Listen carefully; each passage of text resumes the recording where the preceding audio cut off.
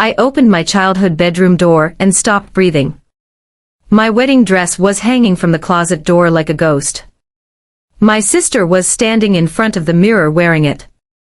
Her hands were folded over her chest. Her chin was lifted. Her eyes were soft and dreamy, like she was staring at a future she had already stolen. And then she started practicing vows. Not as a joke. Not for fun. Not because she was lonely or broken or drunk. She was practicing vows for a marriage she thought should have been hers. My marriage. My name is Sarah, and before that moment I thought I understood betrayal. I thought betrayal was catching your husband in a lie. I thought betrayal was a secret text, or a late-night excuse, or a lipstick stain that does not belong to you. I was wrong. The worst kind of betrayal is when the two people you trust most in the world are not just lying to you. They are building a second life on top of yours. They are smiling in your face while quietly replacing you piece by piece. And what I did not know when I stood there in that doorway with my heart turning to ash was that this story had started years earlier. Long before the bedroom. Long before the dress. Long before the moment that shattered everything I thought I knew about love and family. It started the day I said I do. Actually, maybe it started before that. Maybe it started the first time my sister looked at something that was mine and decided she wanted it more. If you have ever had that feeling in your gut that something is wrong, but you keep talking yourself out of it because the truth is too ugly to touch, then stay with me. Because what happened to me did not unfold all at once. It came in little pieces. Small details. Strange looks. Moments that seemed harmless until they lined up and turned into a knife. And by the time I understood what was happening, it was already too late. Lisa is my younger sister. Growing up, we were the kind of sisters people envied. At least that is what everyone said. We shared a room until I was 14. We shared makeup when we got older. We shared clothes even when I told her not to take my sweaters because she stretched them out. We shared secrets under blankets with flashlights when our parents thought we were asleep. When I got my heart broken at 16, she slept on my bedroom floor because she said no one should cry alone. When she got food poisoning in college, I drove an hour in the middle of the night with crackers and ginger ale, and spent the morning holding her hair while she threw up. That was Lisa to me. Not just a sister. My person. My safe place. The one person on earth who knew every version of me and loved me through all of them. So when I met Mark and fell in love, I never imagined I had to guard my happiness from her. Mark was charming in that easy, natural way that made people lean toward him without realizing it. He had this quiet confidence that felt solid. He remembered details. He opened doors. He listened when I talked about boring things like tax law and small business payroll issues, which is more than I can say for most people. He worked in construction and had started building his own company. He said he liked that I was practical and organized, and that I made him feel like his life could be bigger and steadier and real. I believed him. The first time I introduced him to Lisa, she hugged him like she had known him forever. I remember laughing because she always had that effect on people. She was bright and warm and magnetic. She made rooms feel louder. More alive. She was the kind of woman who could walk into a grocery store in sweatpants and somehow still look like she belonged on a rooftop downtown drinking expensive champagne. They got along instantly. At the time, it made me happy. That sounds insane now, but it is true. I thought I was lucky. The man I loved and the sister I adored connected easily. No tension. No awkwardness. No forced politeness across holiday dinners. Just comfort. Ease. Family. I thought it meant my future would be beautiful. I did not understand then that sometimes the things that look most natural are the things you should be watching most carefully. Looking back, I can see moments. So many moments. Tiny things. The kind you dismiss because if you do not dismiss them, then you have to ask questions you are not ready to hear answered. Lisa suddenly got interested in the same gym Mark went to. She said she wanted to get stronger, more disciplined. She started talking about protein, and macros and deadlifts like she had been born to do it. I teased her because a month earlier she had said exercise was a scam invented by miserable people. She laughed and said maybe she was growing up. Then she asked what time Mark usually went. Not once. Repeatedly. What days did he go after work? Did he go weekends? Did he prefer mornings when he had time? Was he using a trainer? Was he doing classes or just lifting? I told her because why would I not? She was my sister. Then she started asking what restaurants he liked. What kind of whiskey he drank. What music he played in the car. If he still wore that gray cologne she said smelled expensive. Whether he was stressed about business. Whether he had been sleeping okay. I remember one night she asked if Mark had ever mentioned wanting kids soon. That one should have stopped me. That one should have frozen my blood. Instead I smiled and said I think he wants them eventually, but we are not in a rush. Lisa nodded in this strange thoughtful way I did not understand. I understand it now. She was not curious. She was gathering information. There is something especially cruel about realizing that what you thought was love and support was actually surveillance. Family dinners changed too. My parents hosted often. Big meals. Long tables. Noise and laughter. Those evenings used to make me feel anchored. Safe. Then little things started creeping in around the edges. Inside jokes. At first I thought I had just missed a conversation. Mark would say something and Lisa would burst out laughing too fast, too hard, like they were continuing something that had started elsewhere. He would look at her with that split second of recognition people share when they have a private language. I would ask what was funny, and one of them would wave it off. Nothing. You had to be there. It is not important. And it never sounded suspicious in the moment. Just slightly excluding. Just enough to sting without enough to accuse. Then there was the touching. Lisa touched everyone. That was just her. A hand on the shoulder. A quick hug. A playful shove. That is what I told myself every time her fingers lingered on Mark's arm a little too long. Every time she leaned in too close. Every time she brushed imaginary lint off his shirt. Every time he smiled at her before he smiled at me. The worst part about suspicion is how it humiliates you before it even proves anything. You start feeling crazy. Petty. Small. I did not want to be the jealous wife policing harmless moments between her husband and her sister. I did not want to be the insecure woman seeing danger where there was only friendship. I did not want to admit that something in me felt replaced. So I ignored it. And because I ignored it they grew bolder. The year we got engaged Lisa cried harder than I did. She helped Mark finalize the proposal setup because he wanted to surprise me, and thought she would know what I liked. Back then that felt sweet. He proposed at a quiet garden overlook with candles, and white flowers, and a violinist playing too softly for anyone else to hear. It was perfect. It felt like the beginning of everything. When I called Lisa after I said yes she screamed so loud I had to pull the phone away from my ear. She was at my apartment in under 20 minutes with champagne, and cupcakes and tears in her eyes. She hugged me and said no one deserved happiness more than I did. She said she could not wait to stand beside me on the biggest day of my life. And she did. Lisa was my maid of honor. She helped me pick the venue. She helped me choose flowers. She came to the dress fittings.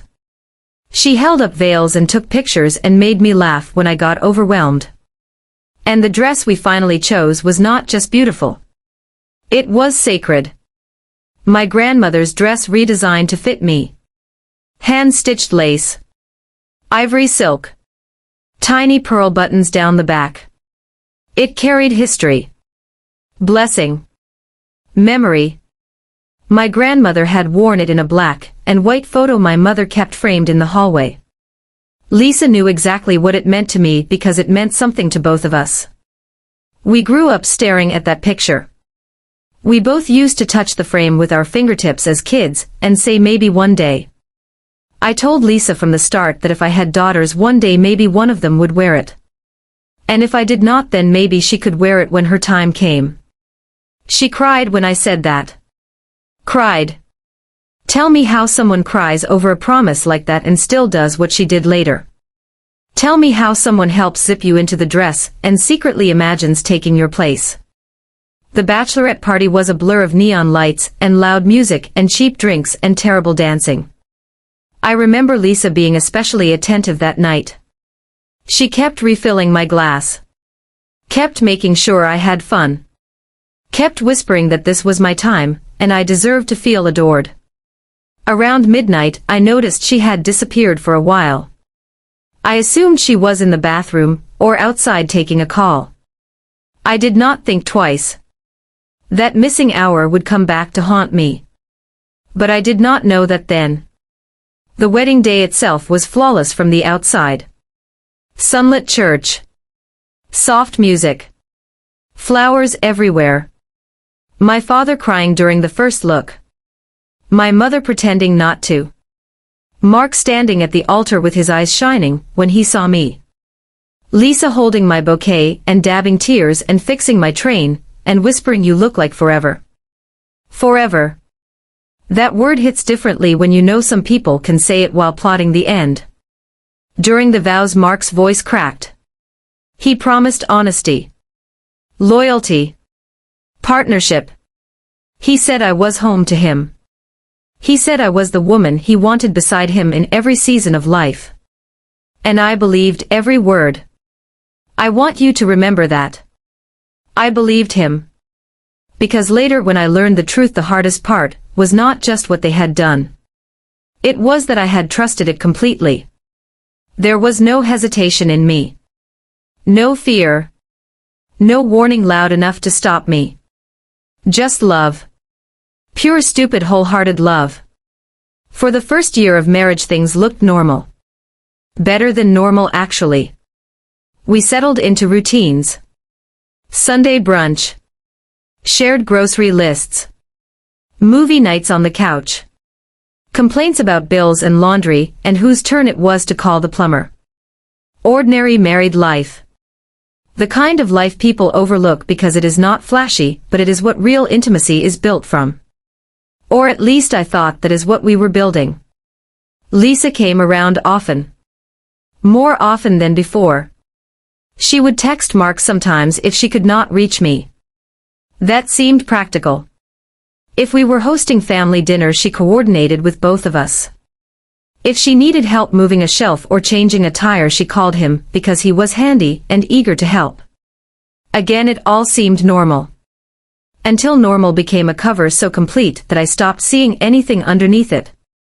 There were occasional strange moments. Once I came downstairs late at night for water and found Mark sitting in the dark in the kitchen staring at his phone. When I asked what he was doing he locked the screen too fast and said he could not sleep. Another time Lisa canceled plans with me last minute because she was supposedly sick but later posted a photo of a steak dinner. When I asked about it she deleted the post and laughed it off saying it was old. There were work trips Mark took that felt oddly timed with weekends Lisa was suddenly unavailable. There were family events where one of them would disappear for 10 or 15 minutes and return separately. There were glances. God, the glances. The kind of glances that last less than a second and still manage to say too much. Sometimes I would catch one and something cold would move through me. But then one of them would smile at me and ask if I wanted more wine, or help with dishes, or if I was okay because I looked tired. And just like that I would feel ashamed for even thinking it. This is how betrayal survives. Not through brilliant lies.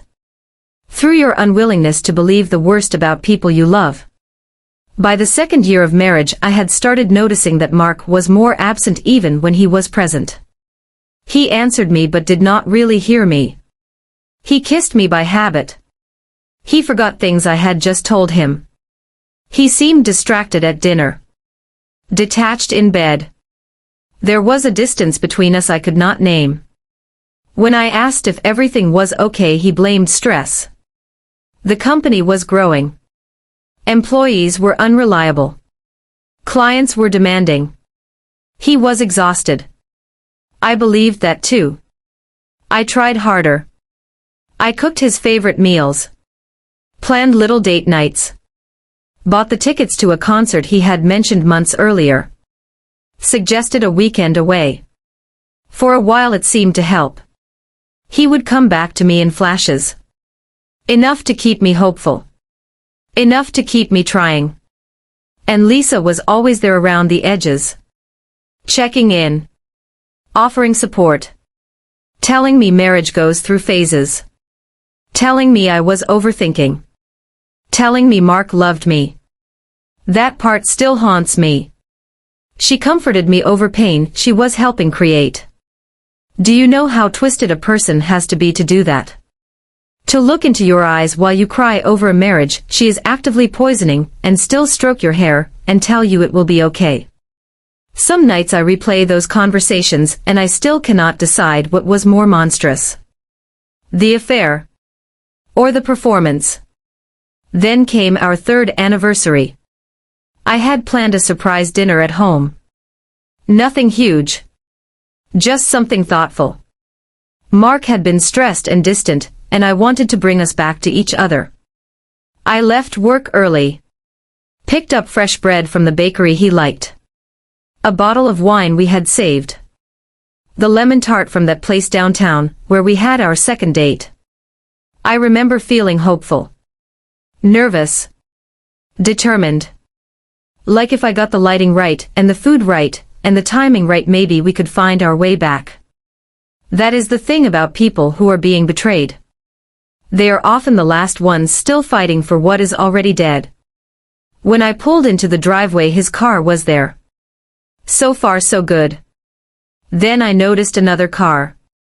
Lisa's. I almost smiled. I actually thought maybe they were planning something for me. Maybe she had come over to help decorate, or distract him, while he finished some surprise. Maybe all those strange feelings I had been carrying were just insecurity, and tonight was going to prove it. I carried the bags inside as quietly as I could because I still wanted to surprise them. The house seemed too still at first. Then I heard it. Laughter. Upstairs. Soft at first, then unmistakable. Not group laughter. Not casual conversation. Intimate laughter. That private kind that belongs behind closed doors. I froze in the foyer with a paper bag digging into my fingers. Every instinct in my body screamed at me right then. Run. Leave. Do not go up there. If you see it, then it becomes real. But hope is a cruel thing. Even in the face of obvious danger, some part of me was still reaching for an innocent explanation. So I set the bags down on the counter and climbed the stairs. One step at a time. The sound got clearer. A low male voice. A woman laughing. Movement. My chest felt tight. My skin went cold. By the time I reached the top of the stairs, I could hear my pulse in my ears. Our bedroom door was half closed. Light spilled through the gap. And I remember this part with horrifying clarity. My hand on the brass doorknob. The scent of my laundry detergent drifting through the crack. My own voice in my head saying no, no, no, no. Then I pushed the door open. And the world as I knew it ended. They were in my bed. Not just together. Comfortable. Practiced. Like they had been there 100 times before. Lisa's head was on my pillow. My pillow. The one I had washed that morning. Her hair was spread over the case in dark waves. Mark was half turned toward her. Bare skin. Tangled sheets. My sheets. The lamp on his side of the bed was on. One of the ones I picked out after arguing about which looked better in the room. Everything was familiar and ruined all at once. Mark saw me first. His whole face drained of color so fast it was almost unreal. He scrambled up. Reached for clothes. Started stammering before he even had words. Sarah. Lisa turned more slowly. And for 1 second, just one, I saw her expression before she changed it. It was not guilt. It was not panic. It was not shame.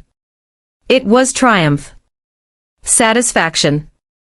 Like a thief finally stepping into a house she has been circling for years. My knees nearly buckled. I could not feel my hands. The room sounded underwater. Mark was saying something. My name maybe. Or sorry. Or wait. I do not know. Because all I could do was stare at Lisa. My sister. My maid of honor. My best friend. The woman who knew what my favorite childhood book was. The woman who held my face when our grandmother died. The woman who zipped me into my wedding dress. In my bed. With my husband. I should tell you I screamed. I should tell you I threw things or slapped someone or demanded answers like people do in movies. But that is not what happened. Shock is quieter than that. It is not always dramatic. Sometimes it is just the total collapse of language. I stood there and the only thing I could say was why. Just that. Why? Mark started talking over himself. It is not what it looks like. I can explain. Please let me explain. Which is such a pathetic sentence because there is no alternate interpretation for your husband sleeping with your sister in your own bed. But Lisa interrupted him. Of course she did. Actually, Mark, maybe it is time she knows the truth. Those words sliced through the room. The truth. Even then, even standing there staring at the wreckage of my life, I did not understand that there was still a deeper floor beneath me, and they were about to drop me through it. Mark snapped at her to stop. She ignored him. She sat up, pulling the sheet around her body like she had every right in the world to be comfortable. And then she looked at me with this terrible calm expression and said it did not just start. I remember laughing then. Not because anything was funny. Because my mind rejected the sentence.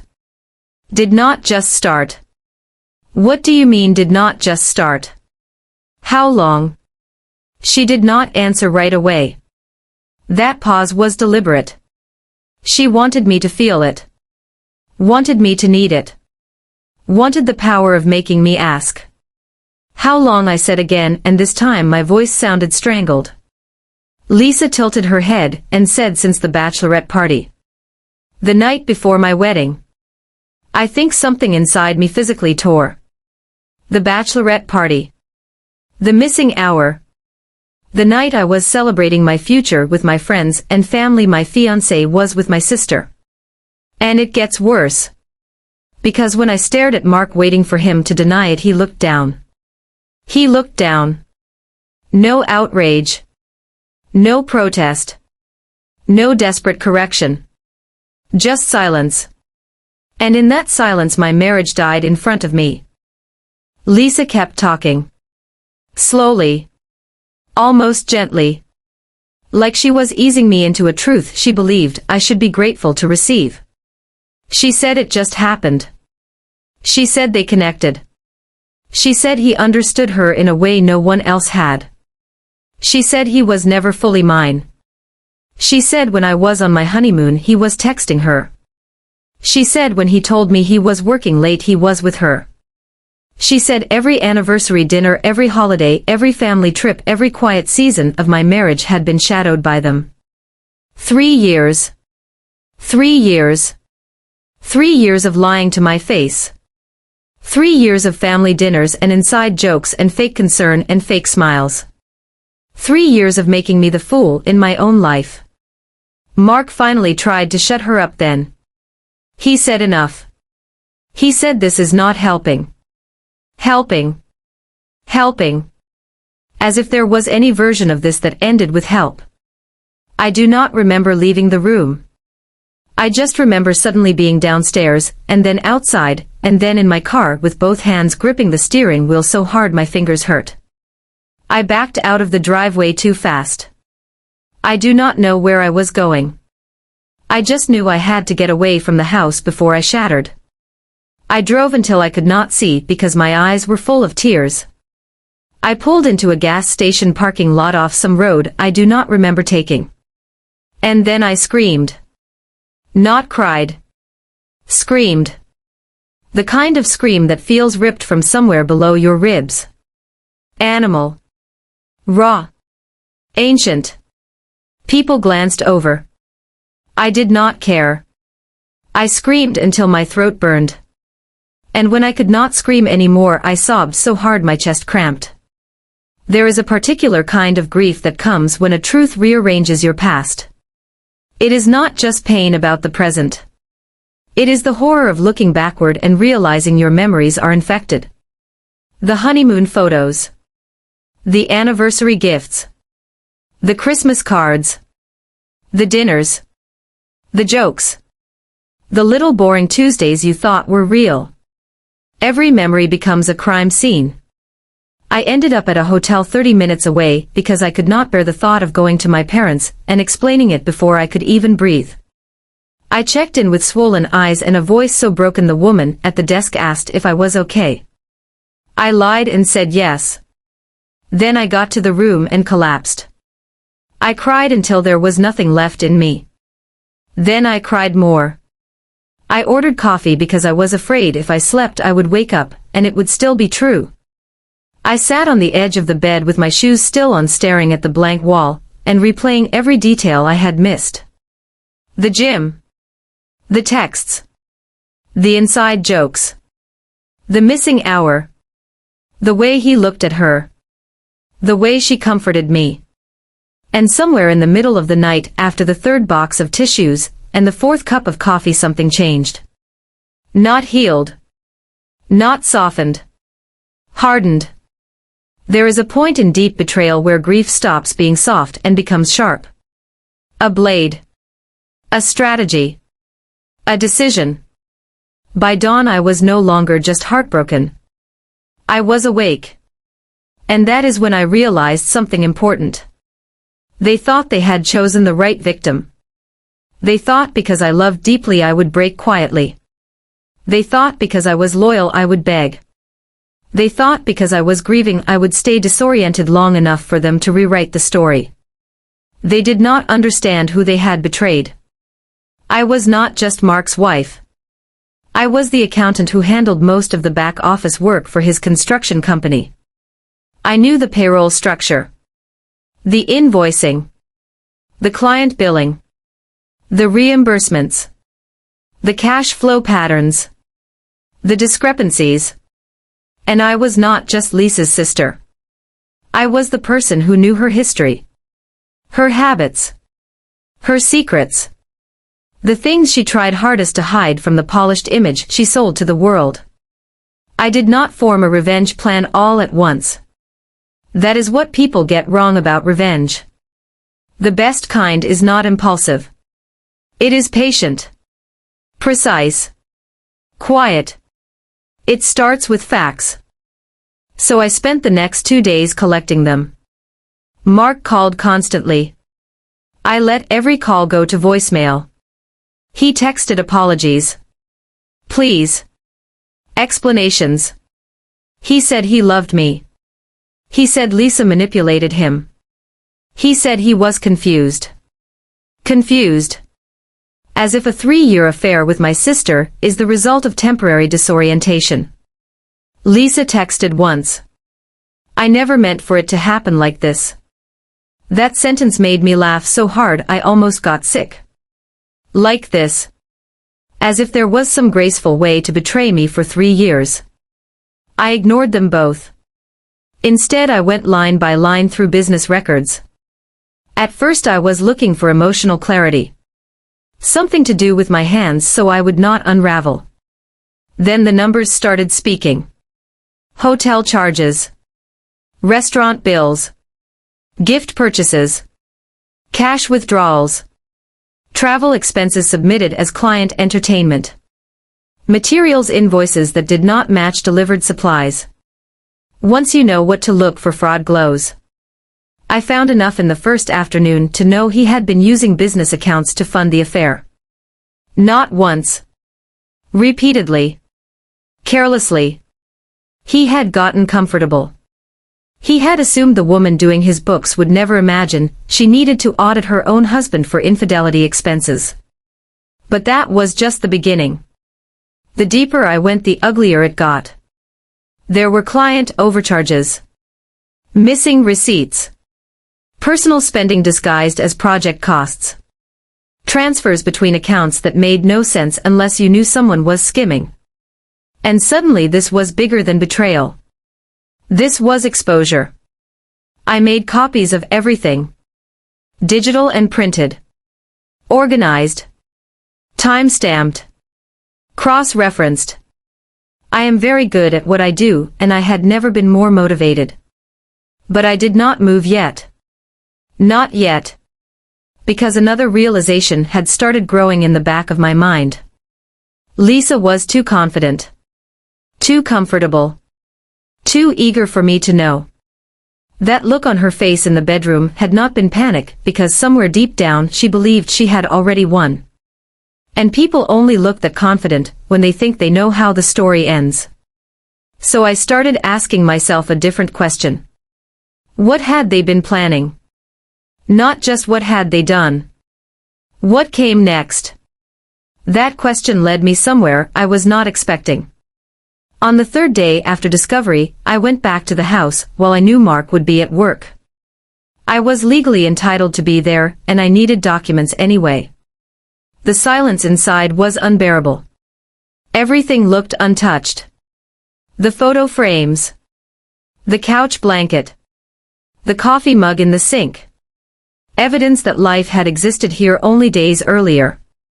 I went upstairs last. I nearly turned around at the bedroom door. But then I saw something on the dresser. A folded piece of paper tucked partly under Lisa's old hair clip. I knew it was hers because she had borrowed it weeks earlier and never taken it back. The paper was thick stationery. Cream-colored. My heart started pounding before I even opened it. It was not addressed to me. It was a draft. Vows. Handwritten. In Lisa's handwriting. Not complete. Not dated. But unmistakable. Lines about choosing him in every lifetime. About loving him in secret until she no longer had to. About being patient while the wrong chapter ended so the right one could begin. I had to sit down because the room tipped sideways. She had not just been sleeping with my husband. She had been imagining my replacement. Planning it. Romanticizing it. Waiting for it. And suddenly that image of her in my childhood bedroom, wearing my wedding dress practicing vows made sick horrible sense. She had not been playing. She had been rehearsing.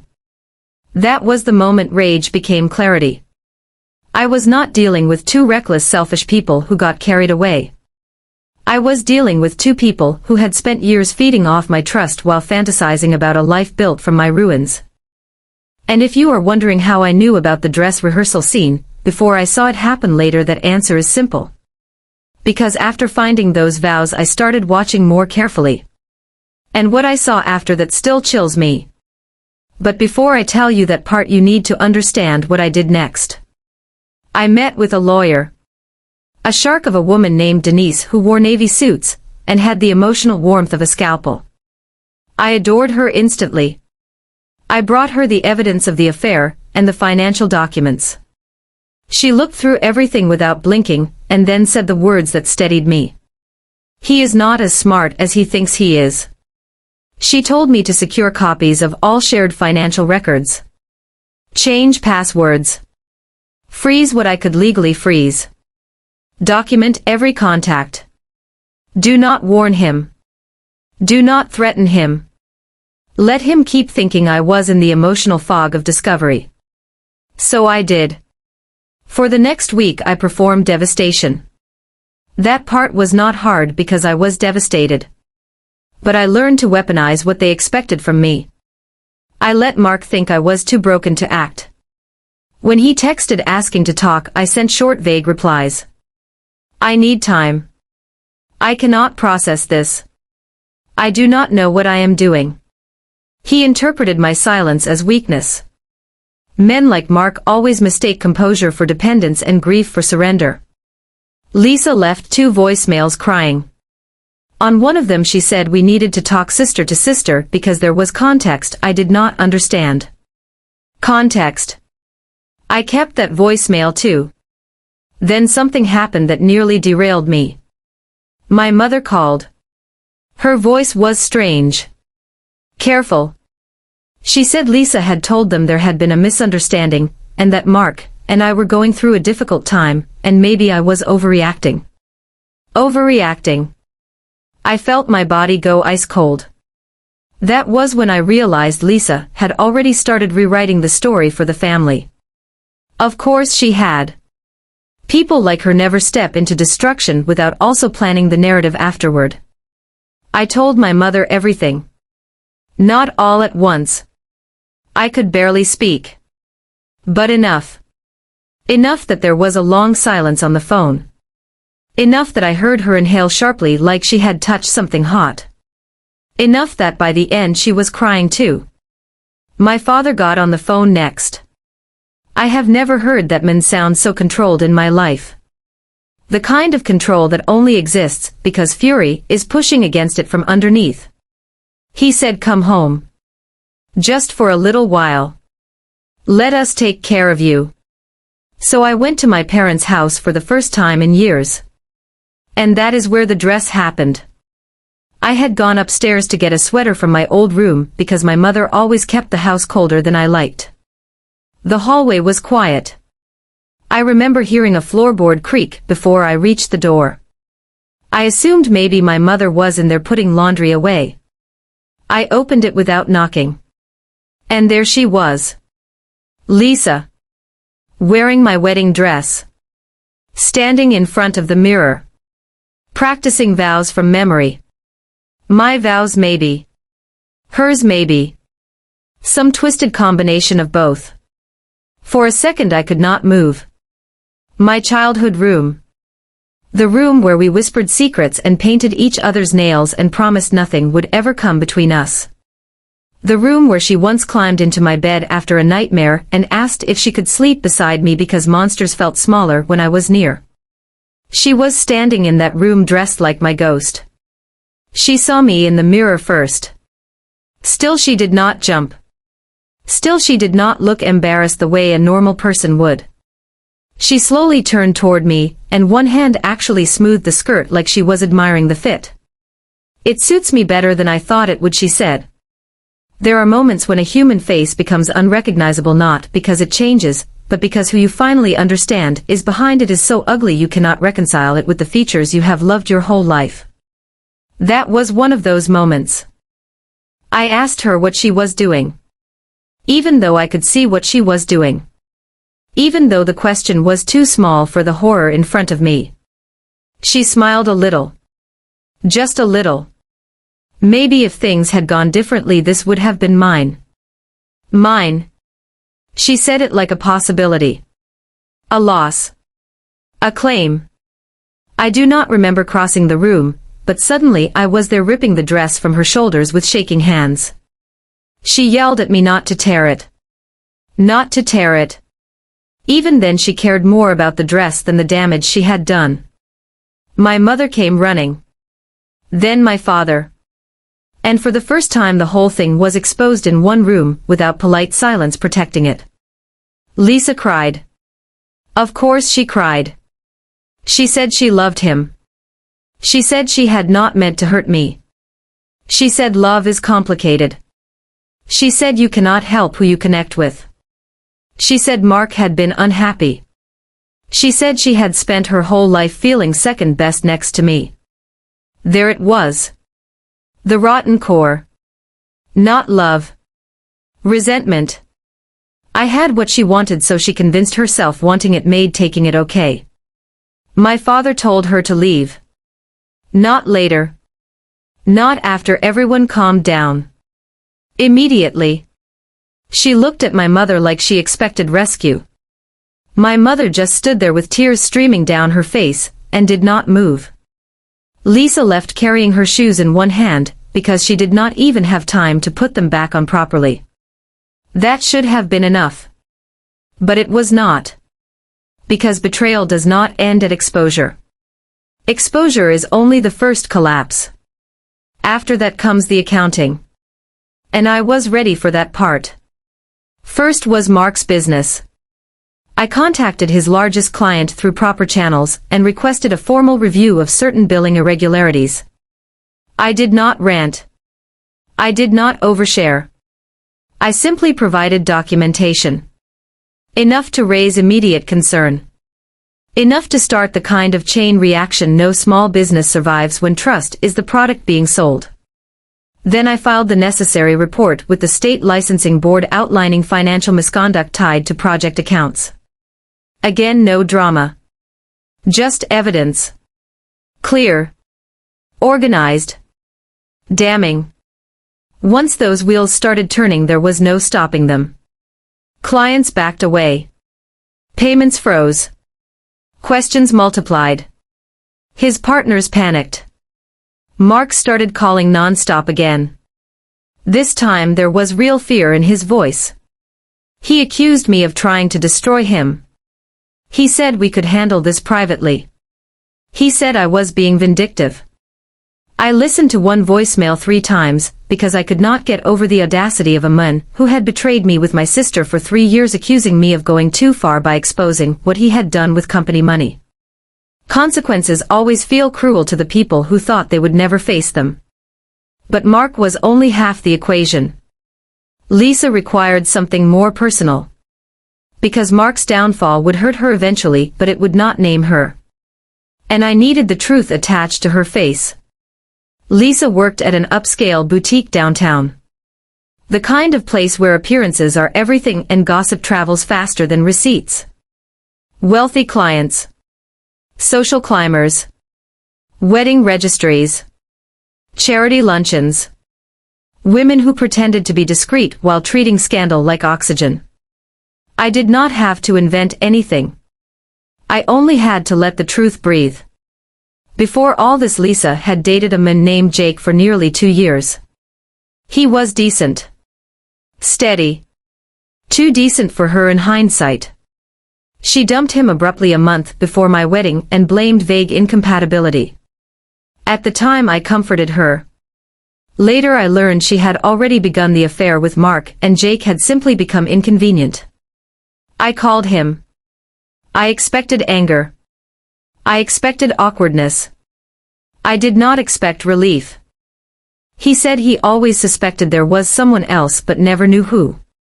When I told him everything, he went quiet for a long time, and then said he was sorry. Not performative sorry. Not gossip-hungry sorry. Just real human sorrow for what had been done. Then he asked if there was anything I needed. That question matters more than people realize. After betrayal, the smallest honest kindness can feel like a hand pulling you toward shore. I did not ask him to lie. I did not ask him to scheme. I only told him the truth, and let him decide what to do with it. Within days, people in Lisa's orbit knew. Not strangers on the internet. Not random trolls. People she wanted approval from. Friends from the boutique. Former friends from my wedding. Mutual acquaintances who had seen us all together, and now realized what had really been happening behind those smiling photos. The version of Lisa she had carefully curated began cracking. People stopped inviting her places. Clients requested other associates. Coworkers kept conversations short. Her phone went quieter and quieter. Then the boutique let her go. Not formally because of the affair, of course. Businesses rarely say the real reason. They called it reputational misalignment. But everyone knew. She lost the job. Then the social circle. Then the illusion that passion justified anything.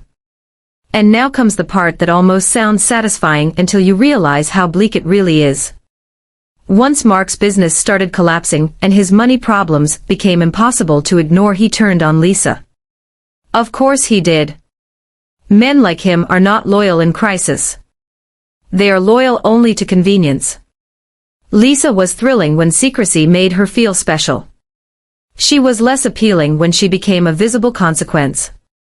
I heard through a mutual friend that they were fighting constantly. About money. About blame. About what sacrifices had been worth it.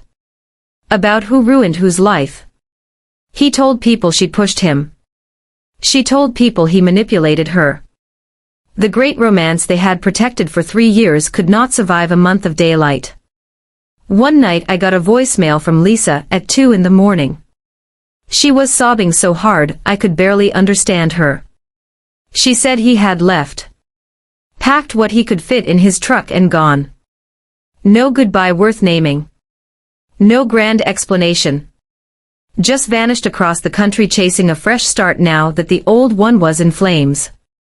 She said he abandoned her with debt. I deleted the voicemail. Because what was there to say? The men she helped steal turned out to be exactly the kind of men who would leave when life got inconvenient. Who could have predicted such a shocking twist? The divorce was almost disappointingly straightforward after all that drama. Denise handled everything with surgical efficiency. Because I had documentation of the affair, and the financial entanglements, and because Mark wanted matters settled quickly before further legal trouble from the business side exploded, he agreed to terms faster than I expected. I kept the house. I got half of the remaining assets. I untangled my name from his failing company. And most importantly, I got out. No drawn-out reconciliation attempts. No romantic grand gesture. No miracle of remorse. Just signatures. People talk about closure like it is some beautiful emotional conversation, where everyone finally understands the damage they caused. That is fantasy. Real closure is often paperwork and silence. Still, there was one final scene. Months later, after the divorce was finalized, I was home on a rainy afternoon folding laundry when the doorbell rang. I looked through the peephole and saw Lisa standing on my porch. She looked terrible. Not in a cruel, satisfying way. Just wrecked. Mascara streaks. Wet hair. Coat too thin for the weather. Shoulders folded inward like the world had finally become too heavy to carry with posture alone. She was crying before I even opened the door. I should be honest. For 1 second I almost did. For 1 second memory tried to rush in and save her. My little sister. My childhood. The versions of us before all this. The birthdays. The secrets. The summers. The grief we shared when our grandmother died. The night she held my hand during a thunderstorm because I was afraid. Love does not vanish just because trust does. Sometimes that is the cruelest part. I opened the inner door but left the storm door locked between us. She said she was sorry. She said Mark had lied to her too. She said he made promises. She said she thought they were meant to be together. She said she knew now how wrong she had been. She said she missed her sister. Then she said the sentence that settled everything forever. Can we please go back? Go back. As if there is a road from this to before. As if betrayal can be undone by regret once the fantasy collapses. As if my sister only became my sister again after the man she chose over me abandoned her. I looked at her and realized something that broke my heart in a completely different way. The person I missed did not exist anymore. Maybe she had not existed for longer than I knew. Maybe I had loved a memory while standing in front of a stranger. I told her no. Not loudly. Not cruelly. Just clearly. No. Then I closed the door. I leaned against it afterward and cried harder than I had cried in weeks. Not because I doubted myself. Because final goodbyes to the living are sometimes harder than funerals. At least with death no one asks to come back after choosing to destroy you. It has been a while now. Long enough for the sharpest edges to dull. Long enough for the silence in the house to stop sounding haunted. Long enough for me to build routines that belong only to me. Healing is not dramatic. It is not a montage. It is not waking up one day magically untouched. It is smaller than that. It is making coffee in a kitchen that no longer feels contaminated. It is changing sheets without seeing ghosts. It is laughing with friends and realizing halfway through that the laugh was real. It is buying yourself flowers because beauty does not have to arrive from someone else's hands. It is looking in the mirror and recognizing the woman staring back as someone who survived. I still think about trust a lot. About how casually people use words like forever and family and love. About how easily some people borrow those words while hollowing them out from the inside. About how betrayal is not always loud or violent. Sometimes it wears familiar perfume. Sometimes it sits at your dinner table.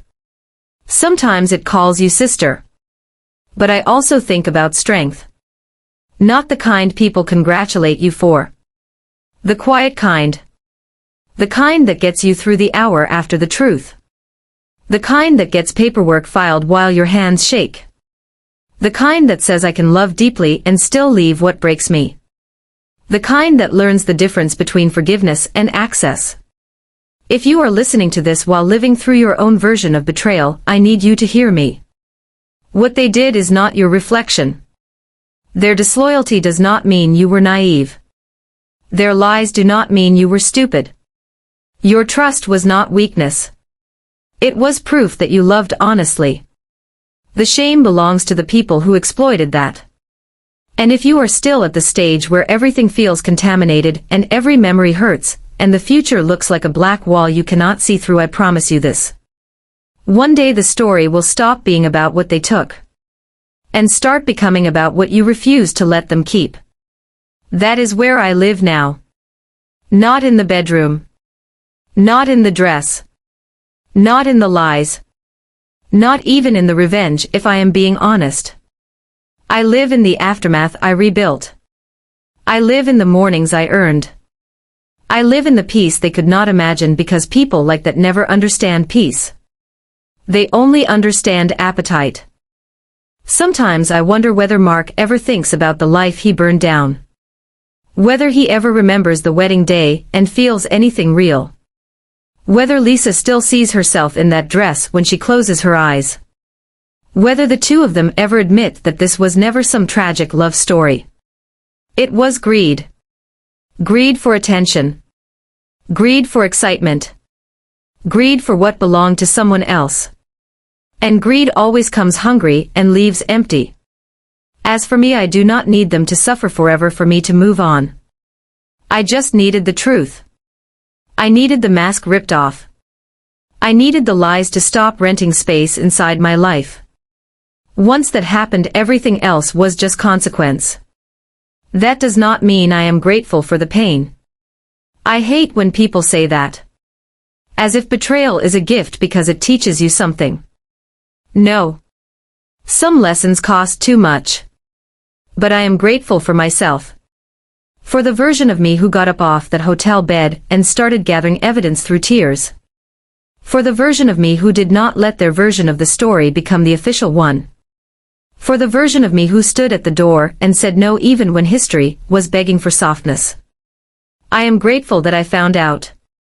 Because living inside a beautiful lie is still living inside a lie. And I would rather stand alone in a hard truth than be adored inside a fake life. So that is my story. The day I found my sister in my wedding dress was not the beginning of the betrayal. It was the moment the performance ended. It was the moment I stopped being the audience to my own life, and stepped into the truth no matter how brutal it was. And if there is one image that stays with me more than all the others, it is not the bed. Not the vows. Not even the look on Lisa's face in the mirror. It is the memory of myself after. Bruised. Hollow. Shaking. Still walking. Still choosing myself step by step even when every step felt like walking through broken glass. That is the part one hold on to. Not because it is pretty. Because it is real. And real is what saved me. If this story hit you in the chest, if it made you angry, if it reminded you of someone you should have never trusted, or if you have lived through anything even close to this, then I want to hear from you. Tell me in the comments what part shook you the most. Tell me whether you would have exposed them or walked away in silence. Tell me if you think some betrayals can ever be forgiven, or if some doors have to stay closed forever. And if you stayed with me through this whole story, do not just leave quietly. Hit like so more people can find this. Subscribe right now if you want more real stories that go deeper than the surface, and do not look away from the ugly truth. Turn on notifications so you do not miss the next one, because the next story might be even more unbelievable than this one.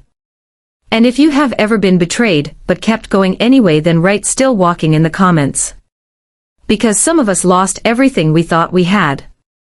And we still walked. And that matters.